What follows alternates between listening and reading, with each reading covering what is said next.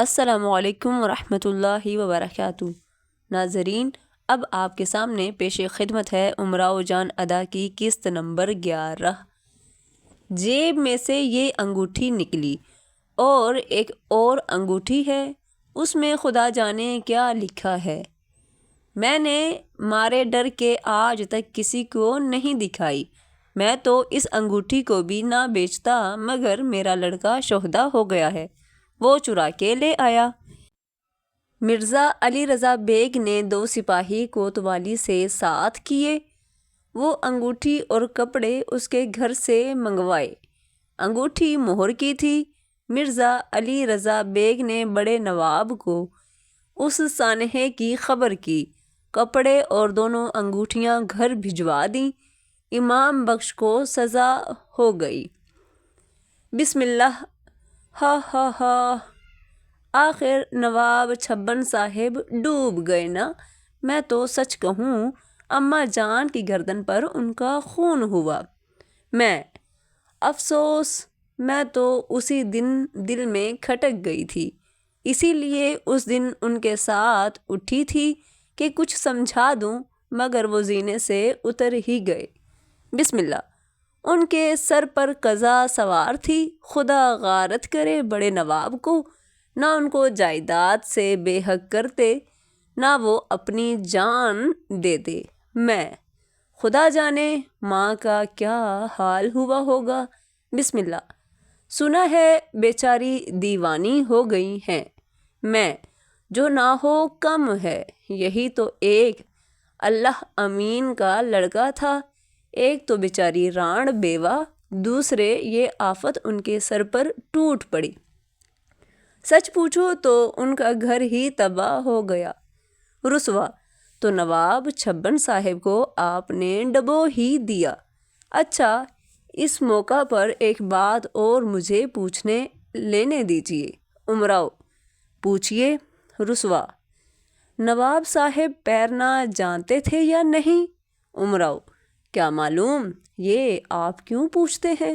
رسوا: اس لیے کہ مجھے میر مچلی صاحب نے ایک نکتہ بتا دیا تھا کہ جو شخص پیرنا جانتا ہے وہ اپنے قصد سے نہیں ڈوب سکتا۔ کچھ ان کو امتحان وفا سے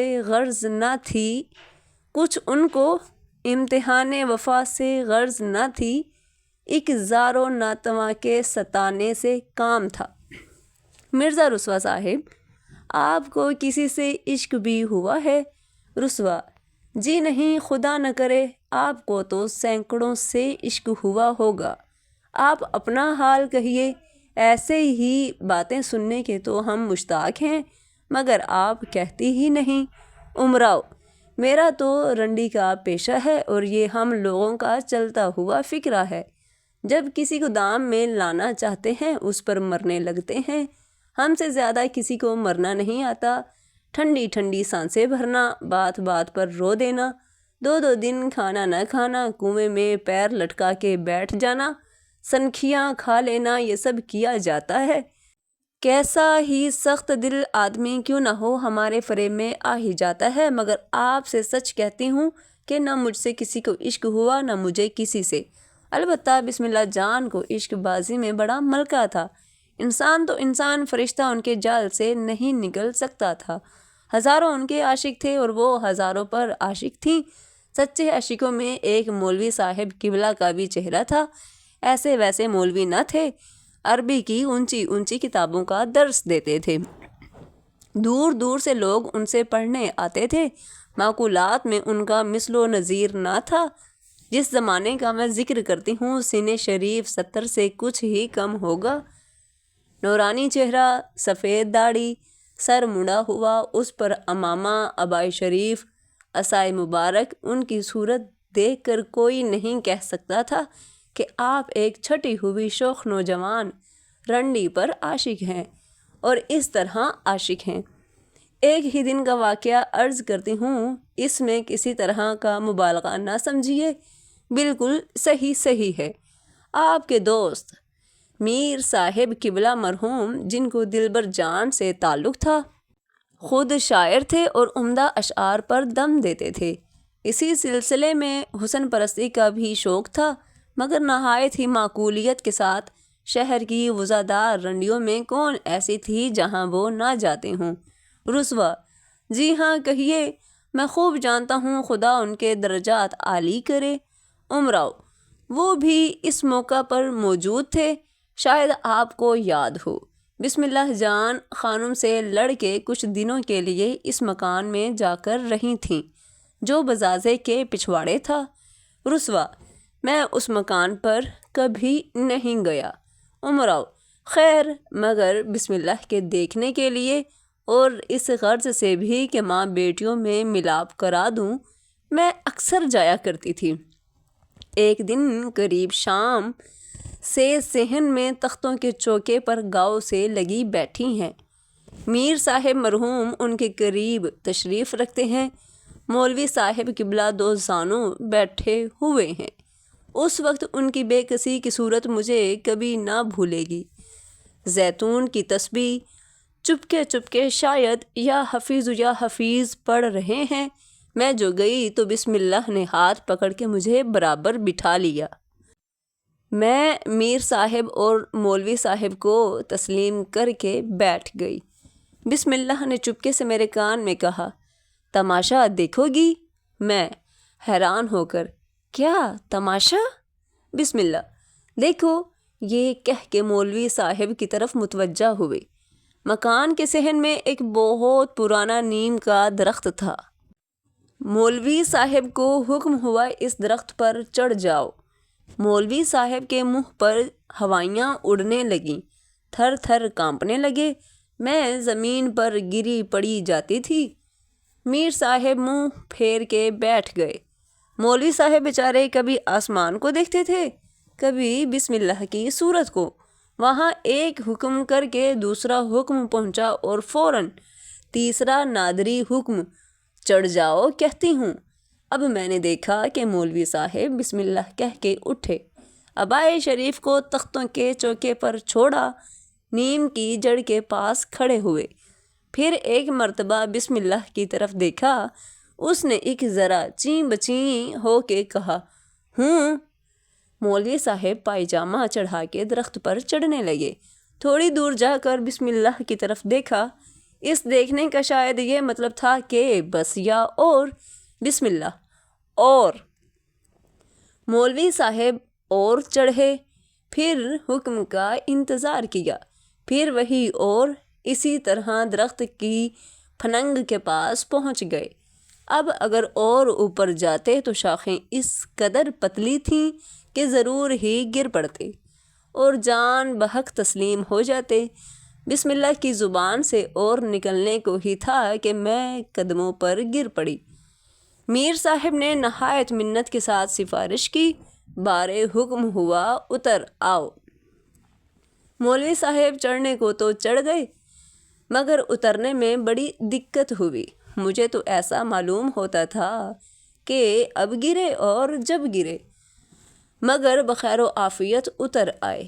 بیچارے پسینے پسینے ہو گئے، دم پھول گیا، قریب تھا کہ گر پڑے، مگر اپنے آپ کو سنبھال کے نالین پہن کے تخت کے قریب آئے، عبائے مبارک زیب دوش کیے، چپ کے بیٹھ گئے، تسبیح پڑھنے لگے۔ بیٹھ تو گئے مگر کسی پہلو قرار نہ تھا، چونٹے ازار شریف میں گھس گئے تھے، اس سے بہت پریشان تھے۔ رسوا: بھئی واللہ، بسم اللہ بھی عجب دل لگی باز رنڈی تھی۔ امراؤ: دل لگی کا کیا ذکر ہے، وہ بے درد چپکی بیٹھی تھی، تبسم کا اثر بھی چہرے پر نہ تھا۔ میں اور میر صاحب دونوں دم بخود تھے۔ ایک عجیب عالم حیرت طاری تھا۔ رہے گا کیوں کوئی طرز ستم باقی زمانے میں، مزہ آتا ہے اس کافر کو الفت آزمانے میں۔ رسوا: یہ جملہ عمر بھر ہنسنے کے لیے کافی ہے۔ تصور شرط ہے، تم نے تو بیان کیا ہے اور میری آنکھوں کے سامنے بسم اللہ اور مولوی صاحب اور ان کی مقدس صورت، میر صاحب، تم، صحن، نیم کا درخت، ان سب کی تصویریں کھنچ گئیں۔ یہ تو کچھ ایسا واقعہ ہے کہ دفعتاً ہنسی بھی نہیں آتی۔ اچھا غور کر لوں تو ہنسوں؟ نہ صاحب، مجھے ہنسی نہیں آتی، مولوی صاحب کی حماقت پر رونا آتا ہے۔ بے شک بسم اللہ قیامت کی رنڈی تھی۔ 70 برس کا بڈھا، اس پر یہ حکم درخت پر چڑھ جاؤ، اور وہ بھی چڑھ گئے۔ میری تو کچھ سمجھ میں نہیں آتا، بڑا دقیق مسئلہ ہے۔ امراؤ، واقعی آپ نہیں سمجھ سکتے، اس میں قیامت کی باریکی ہے، آخر بیان ہی کرنا پڑا۔ رسوا: اللہ بیان کیجئے، کیا ابھی کچھ اور فضیحت باقی ہے؟ امراؤ: ابھی بہت سی فضیحتیں باقی ہیں، لے سنیے۔ مولوی صاحب کے جانے کے بعد میں نے بسم اللہ جان سے پوچھا تھا۔ میں: بسم اللہ، یہ تجھ کو کیا ہوا تھا؟ بسم اللہ: کیا؟ میں: 70 برس کا بڈھا، اور جو درخت پر سے گر پڑتا تو مفت میں خون ہوتا۔ بسم اللہ: ہماری بلا سے خون ہوتا؟ میں تو اس موئے بڈھے سے جلی ہوئی تھی، کل میری دھنوں کو اس زور سے دے پٹخا کہ ہڈی پسلی ٹوٹ گئی ہوتی۔ بھئی بات یہ تھی کہ بسم اللہ جان نے ایک بندریا پالی تھی، اس کا بڑا گہرا سحاق تھا، ذرا اس کے ٹھاٹھ سن لیجئے۔ اطلس کی گھنگریا، کامدانی کی کرتی، جالی کی اوڑھنی، چاندی کی چوڑیاں، توق، گھنگرو، سونے کی بالیاں، جلیبیاں، امرتیاں کھانے کو جب مول لی تھی تو موئی ذرا سی تھی، 2-3 برس میں خوب کھا کھا کے موٹی ہوئی تھی۔ جو لوگ جانتے تھے وہ تو خیر، اجنبی آدمی پر جا پڑے تو گھگی بند جائے۔ زور بھی اتنا تھا کہ اچھے مرد کا ہاتھ پکڑے تو چھڑائے نہ چھوٹے۔ جس دن مولوی صاحب نیم پر چڑھائے گئے تھے، اس سے 1 دن پہلے کا ذکر ہے کہ آپ تشریف لائے، تختوں کے چوکے پر بیٹھے ہوئے تھے کہ بسم اللہ جان کو مسخرہ پن سوجھا۔